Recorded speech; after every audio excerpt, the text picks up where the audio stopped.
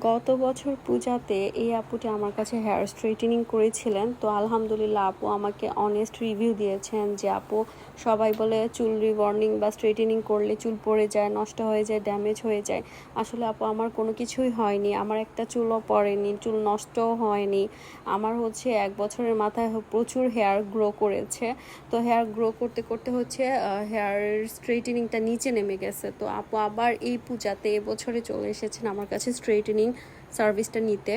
তো আশা করি সবাই ক্লিয়ার যে চুল পড়ার ইস্যুটা এটা হচ্ছে এক একজনের এক এক রকম, এক এক হেয়ারে এক এক রকম আপনার কন্ডিশন দেখা দেয়। কারো পানি সমস্যার জন্য চুল পড়ে, কারো হরমোনাল প্রবলেমের কারণে চুল পড়ে, কারো হচ্ছে খাবার দাবার থেকে চুল পড়ে। তো চুল পড়ার অনেক রিজন থাকে, সো এটার কোনো হচ্ছে আমরা সলিউশন দিতে পারবো না। তো যাই হোক, আপনারা যারা হেয়ার স্ট্রেটেনিং করতে যাচ্ছেন তারা হচ্ছে পূজাতে আফটার ডিসকাউন্ট